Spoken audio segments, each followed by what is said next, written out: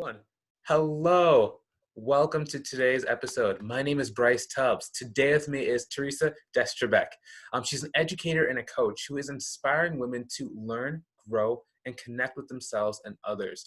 She's the founder of Emerge Book Circle. I'm extremely excited to be able to kind of share her unique perspective with you guys today. Thank you so much, Theresa. Thank you. Thank you for inviting me and having me, and welcome, and hello for everybody who's listening or watching. Excellent. I know that you have a very, everybody has a story, but is there anything else you'd like me to add to that introduction? I think one of the things that I think is really important, and it's kind of become my motto, and my motto is essentially read less and do more. And I find that there's a lot of people who are like, read, all the best CEOs, read, 52 books a year.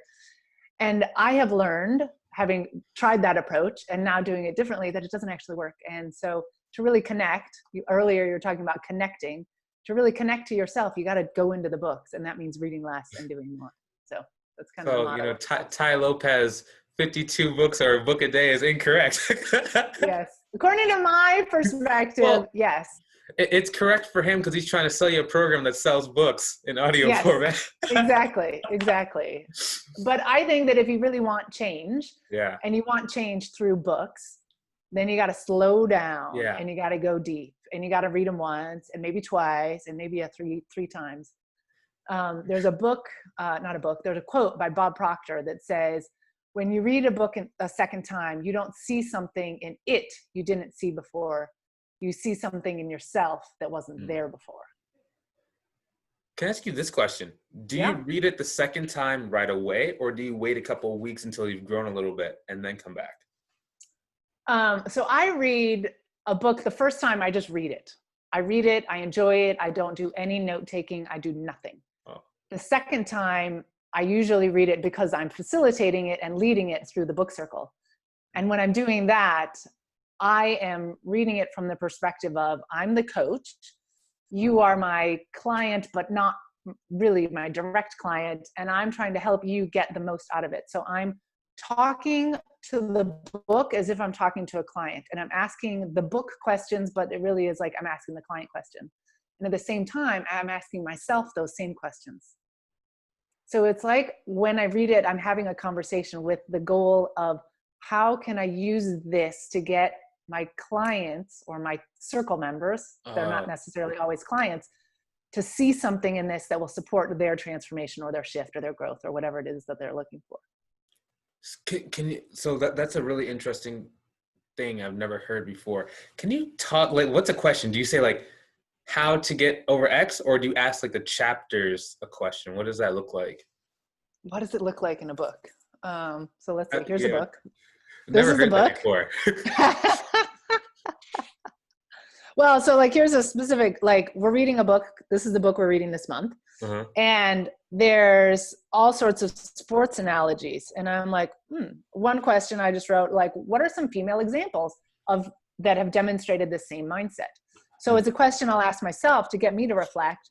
And the question underneath that question is, who can I look to guide me? If I'm trying to instill a different mindset, a growth mindset, who can I look to? And I don't always connect with male athletes as that person, but it might connect with a female athlete. It might not be an athlete at all, but the question under the question is, who can help inspire me, essentially? So then there's like something in here about fighting back. And so then I have a question there around, are you fighting your mindset? Is that productive for you to be fighting your mindset? What if you're dancing with your mindset instead, and that both of them are beautiful? So you're not trying to kill off the fixed mindset you might have, but you're trying to just take the lead and with your growth mindset. That's mindset. It's the one with the fixed versus growth mindset. Yeah, it's by Carol Dweck. I think her name is Oh, I didn't know it was that. I thought it was huge. Interesting. I've never seen it like in person. I've been reading the audio version of it. Yeah. Interesting. Cool. Yeah, it's got a different cover as well. I think this is a newer cover. I think it's had like 5 editions or something like that. Yeah. But I mean, you could take any of my books and you'll see like I'm engaging in a conversation like throughout the whole time. I'm like, yes, and I'm making notes the whole time. Okay, so you do a lot On the of note second read. underlines. Okay. Yeah, yeah. What But happens it's on your not to third? me. Sorry, I just cut you off. No, I cut you off. Well, so me, it's not just underlining, Uh-huh. because to me, there's a difference. And I learned this actually from Jim Quick, who I learned about him through Mind Valley. But he talks about there's a difference between taking notes and making notes. And taking notes is when you write down what the author said or you underline what the author said. Mm, Whereas making notes or creating notes is when you transfer what that is to your own life. And that's when the transformation happens. interesting. When you're just like, oh, that's a great quote, but why? Uh-huh. Why does that quote resonate with you? What does this mean for you? What could you do with this quote? How can you change things in your life? What steps can you take? Like there's so much more underneath than just reading and saying, oh, that's cool. Interesting. That's kind of like how I make video content sometimes. You take a quote and you talk about what does it mean. So that's interesting. Wow, I think I just got 100 new videos as a result of that. You do. Yeah. I mean, I actually do videos called book bites where I just take a short section of a book and I just expand on it. And I talk about how it applies to my life. I might use a client, like anonymous example of, hey, or just a friend. I was having this conversation and we were talking about this and this is how it relates. So yeah, there you go. Lots of new content, book bites. So that's my hashtag. Don't take it. Well, you want me to take it, so it brings traffic to Yeah, you. that's true. Yeah, do take it. Go for it. Yeah. Especially because you have like all that, you probably have a lot of content based on that, so that'll be really excellent. So they can find that by typing in hashtag book bite. Book bite. Yep. Okay, and that's on Facebook, or what platform is that on? Facebook and YouTube. I'm Okay. slowly transitioning them off Facebook and onto YouTube. Okay. So both spots. We'll talk about that afterwards. You can probably Yeah, get yeah, tips on yeah, that. yeah. Go for it. Yeah, I'm trying to learn about Instagram this week, but yeah, interesting. So okay, so um, how often do you guys actually? Not to make everything about the book club, but when do you guys start? Can people just join regularly? Is it set start dates? Yeah. So anybody can join at any time. There is a minimum $1 contribution to join, and it's a $1 a month. And yeah, you can join at any time. There are people actually, I have clients who are in the book circle, but actually don't read the books, but they love just being there and in conversation. Mm, So I also like to say that this book circle is not a typical book club. Because as a member of a typical book club, I read a book, I get together at the end of the month, and I talk about the book for 15 minutes, and then we drink wine and we talk about our lives. In the book circle, we are engaging with the book every single day of the month. So every day of the month, I'm asking questions, 3 or 4 a day, or one of the cheerleaders is asking a question, or one of the members is asking a question. So it's an ongoing dialogue over the course of the entire month. mm, So even if you never pick up the book, you can still get something out of it. And if you choose to go deeper, you can. So you can join at any time. You're all welcome. And then at the end of the month, we have that traditional conversation, discussion. And some people don't come. But this month for mindset, I'm really excited because we have, I always try to connect with the author or somebody in that realm. So this month for mindset, there's a team of members from a company called Mindset Works, mm, which was founded in collaboration with Carol Dweck, the author, and they are coming to our discussion. oh wow. And so they're going to lead a little calibration presentation to make sure we kind of all know growth fixed mindset. And then we're going to do a Q&A session, and then we'll have the discussion after that. So that's really great. And then next month, we're reading The Four Agreements by Don Miguel Ruiz. And then I have an apprentice of Don Miguel Ruiz who's going to come and join us for that discussion at the end. Nice. That's So, cool. yeah. Yeah, it's kind of funny. Do you find it's easier to get like bigger guests to appear on like kind of your book club meetings than it is for smaller authors? I think it's smaller authors are easier than bigger authors. Most times that I've approached bigger authors, I either get no response, or I get they're too busy, or they get, yeah, it's going to cost you $25,000. And I'm like, okay, well, for $1 a month, I don't have that big of a budget. Yeah.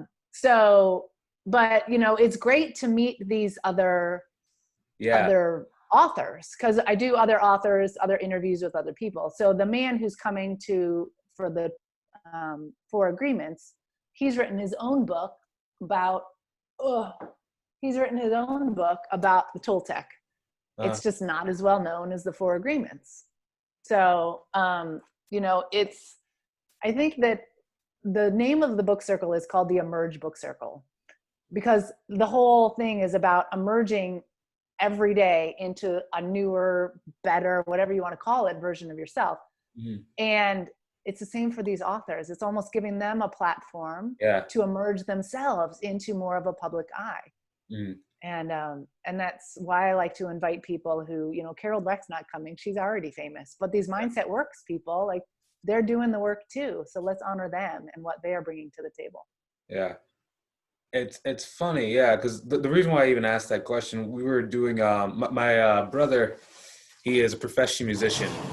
And what tends to happen for those guys is like the musicians for the main, like for example, Michael Jackson's bass player, Michael Jackson's drummer, loves doing interviews but Michael Jackson, you know, is like the 300 million person for to show up for a minute, versus their artists are like, I'd love to be able to talk about what I do and why I do it. So it's just really interesting to kind of hear your perspective on that too. Yeah. Interesting. You know, so what is kind of the vision either for this year or for your life, or what's your vision? So I'm going to go back and then I'm going to go forward. So I became a coach about 8 years ago, kind of by accident. And by accident, on purpose, universe, synchronicity, whatever, somebody was guiding, whatever you want to call it. And I've been coaching for 8 years, and I love what I do. I mean, I love going deep with people and seeing that change and the shift that comes. But there's also this community piece that was missing. And that's why I started the Emerge Book Circle, because I think that there's a way that we can support each other as well. Whether you have a piece of paper that says you're a coach or not, I think when you are invested in your personal growth, you're usually learning a lot. And how can we create a community where we support each other? And that's why the book circle was born, because I wanted to create this, you know, I'm not charging tens of thousands of dollars to get coaching. They don't get the same level of support that they would get if they worked with me one-on-one, but they're getting something, and there's that community aspect of it. So now I'm thinking back to like before I became a coach, and like what was missing in terms of my professional development and growth. And it was, again, that same sense of community. We'd go to a training, we'd come home from the training, feel a little inspired, and then life would hit us, and the job would hit us, and the expectations from our manager would hit us. And then we're like, okay, well, that was great, but I can't do anything with it. Yeah. So the foundation of the book circle is built on community, consistency, and coaching. So I'm doing that on the personal level. And so my vision is that bring it to companies. Nice. So focus on different books that are more focused on leadership and management, still personal growth as well, but bring it to companies so they can create a community. They can have consistency in terms of daily reminders. Oh yeah, that's right. This is what we're focusing on this. How can I bring this into my meeting today? How can I bring in this to my client work? How can I bring this home when I'm working with, you know, I'm stressed from my day at work and, you know, my family's there. So taking the same concepts and bringing it to companies. So there's community, there's coaching, and there's the consistency. And the other vision I have is to create cross-company, you know, so that you could do it two ways. One, custom, like I work with X company and they create their own schedule for the books. Or just like the book circle, it's spread out globally. Everybody's there. And you have different companies all there together, and they're all having conversations with one another and supporting one another across continents. Wow. So that is my vision. That's really to cool. do the Emerge Book Circle for business. Nice. And the goal is to start it in September with a couple of companies and then grow from there and make it even bigger. Yeah, because then what you could do too is like go after like the CEOs of like a certain company, and then when they're getting a lot of value out of it, then they like bring it into their companies. That's kind of cool. Yep. That's really nice. Cool. So, where can people go to either find more about you, or where can they go to connect with you? So I have two websites. One is my name, which is a disaster for most people. So the easiest way is just go to emergebookcircle.com. That's our website. There's free resources on there. There's a bookshelf of recommended books. There's information about the book circle, and there's a blog. You can also find me on Facebook. There's the Emerge Book Circle public page. That's the Facebook page. Or the group is called Emerge Book Circle. I'm also on Instagram, Emerge Book Circle.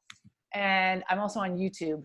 But on YouTube, I'm under my name, Theresa Destrebecq. So maybe you can put that in the show notes or somewhere like that, so then people can see how to spell it correctly. But you can do both. easiest You is could probably spell Facebook. it. You could spell it. So and Theresa with an H, Theresa, and then Destrebecq is Destrebecq.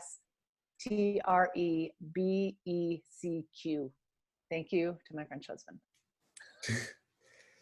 Excellent. I really appreciate your time. Really appreciate being able to speak with you today. Yes, thank you for having me. Excellent. It's been fun. Yeah, the time went by pretty fast, but I'm glad they're able to go and talk about it. And for Yeah. It did go by fast. Yeah. I didn't even tell you all my whole story, but that's okay. You can come and ask me later. Yeah, exactly. Wait, what'd you say they didn't hear? I don't know if my whole story, like they got the book circle part, but like how I did the book circle, how I got into coaching, that. We can talk about that right now if you want. Because It's up to you. we This is talked a your little bit show. about how you got into coaching when we talked about the vision. But yeah, let's talk a little bit about. Let's give a 3-minute version of your full story and also into how you did that with the book circle. Okay. 3 minutes. Time ago. How I got into coaching. I had a really horrible situation with a boss. So I was transferred into a position. She wanted to hire somebody. I wanted to choose somebody. That's not how it worked. We were put together.